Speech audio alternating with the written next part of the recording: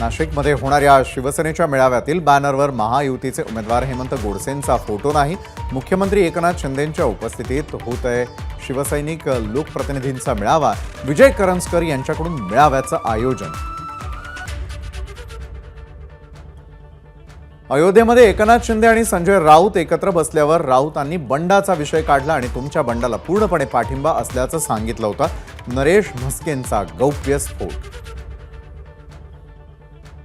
येत्या काळात अनेक प्रादेशिक पक्ष काँग्रेसमध्ये विलीन होतील। शरद पवारांचं भाकीत। इंडियन एक्सप्रेस वृत्तपत्राशी बोलताना शरद पवारांचं भाकीत। पवारांच्या या वक्तव्यामुळे राजकीय वर्तुळामध्ये नवीन चर्चांना उधाण येण्याची शक्यता। शरद पवार हे काँग्रेसी विचारांचे। काँग्रेस सर्वांना सन्मान देणारा पक्ष। विकास हाच आमचा अजेंडा। विजय वडेट्टीवार यांची प्रतिक्रिया। शरद पवारांनी जे वक्तव्य केलं ते तथ्य आहे। 4 जूनच्या निकालावर सगळं अवलंबून आहे। शरद पवारांच्या वक्तव्यावर पृथ्वीराज चव्हाण यांची प्रतिक्रिया। शरद पवार काँग्रेसमध्ये विलीन होतील तेव्हा भाजप कुठे असणार? देवेंद्र फडणवीसांच्या टीकेला नाना पटोलेंचं प्रत्युत्तर। 8 डिसेंबर 1986 रोजी शरद पवारांनी असंच सपा आणि काँग्रेस विलीनीकरणाचं वक्तव्य केलेलं होतं। तेव्हाही मी समोर होतो। ते त्यांचं वैयक्तिक मत आहे। त्यांना जे वाटत असेल ते बोलले असावेत। अजित पवारांची प्रतिक्रिया। शरद पवारांनी संकेत दिले आहेत की त्यांचा पक्ष त्यांना चालवणं शक्य होणार नाही। लोकसभा निवडणुकीनंतर शरद पवार त्यांचा पक्ष काँग्रेसमध्ये विलीन करतील। देवेंद्र फडणवीसांचं शरद पवारांच्या वक्तव्यावर बोलताना प्रतिक्रिया। शरद पवारांचा पक्ष काँग्रेसच झालेला आहे। शरद पवार गट काँग्रेसमध्ये विलीन होईल असंच सध्या संकेत मिळतात। आता केवळ औपचारिकता बाकी। मुख्यमंत्री शिंदे यांची शरद पवारांच्या वक्तव्यावर प्रतिक्रिया। शरद पवारांचं विधान विशिष्ट पक्षाबद्दल नाही। अनेक प्रादेशिक पक्ष काँग्रेसमध्ये विलीन होतील असं वक्तव्य शरद पवारांनी केलं होतं। अनेक आणि सगळे यात फरक असतो। सुप्रिया सुळेंची प्रतिक्रिया। प्रादेशिक पक्ष काँग्रेसमध्ये विलीन होतील असं वाटत नाही। शरद पवारांच्या मुलाखतीवर छगन भुजबळांची प्रतिक्रिया।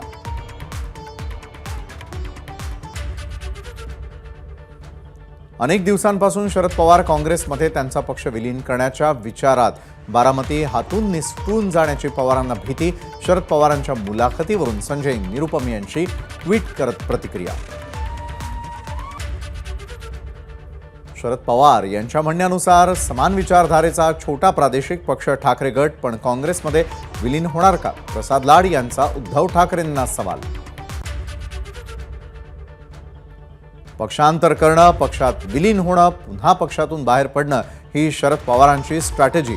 निवडणुकीमध्ये प्रादेशिक पक्षाचे कार्यकर्ते आपल्या सोबत राहतात की नाही या भीतीनं शरद पवारांनी विलीनीकरणाचं वक्तव्य केलं। रावसाहेब दानवेंची प्रतिक्रिया।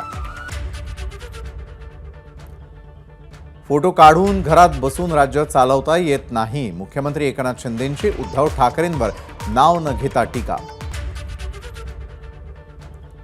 पंतप्रधान नरेंद्र मोदींच्या महाराष्ट्रामध्ये 20 दिवसात 27 सभा। खासदार संजय राऊतांची माहिती।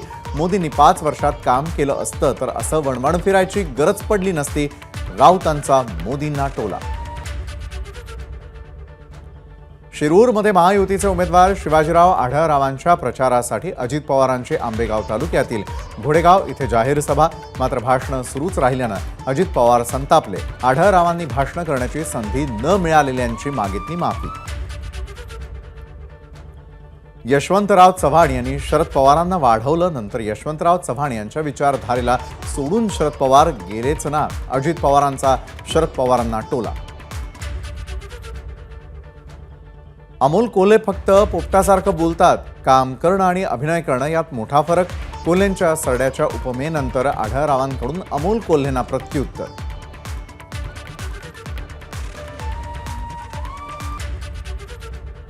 विकासाच्या बाबतीत लोकांचा मोदींवर विश्वास नाही। आता मोदींची हवा राहिली नाही। पंतप्रधानांची एक्सपायरी डेट 4 जून आहे। रोहित पवारांचा मोदींवर हल्लाबोल।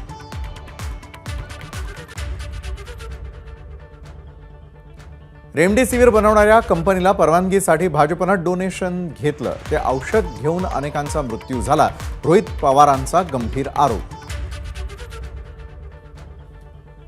जळगाव लोकसभा मतदारसंघाच्या महायुती उमेदवार स्मिता वाघ यांच्या प्रचारार्थ देवेंद्र फडणवीस यांची पाचोऱ्यामध्ये सभा. सभेला गिरीश महाजन, आमदार किशोर पाटील, माजी आमदार दिलीप वाघ यांच्यासह विविध पदाधिकाऱ्यांची उपस्थिती.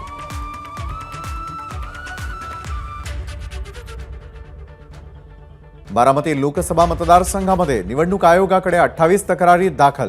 19 पैकी फक्त 2 तक्रारींची निवडणूक आयोगानं दखल घेतली. शरदचंद्र पवार पक्षाचे प्रवक्ते विकास लवांडे यांची माहिती. पदवीधर आणि शिक्षक मतदारसंघाच्या निवडणुका जाहीर. मुंबई, नाशिक आणि कोकण विभागाचं 10 जूनला मतदान. राज्यामध्ये 4 जागांसाठी निवडणूक जाहीर. हैदराबादमध्ये एमआयएम आणि काँग्रेस आहे. तुम्ही जर त्यांना मतदान केलं तर ते मत सरळ पाकिस्तानला जाईल. जो हिंदू की बात करेगा वही हैदराबाद में राज करेगा. नवनीत राणांचं वक्तव्य.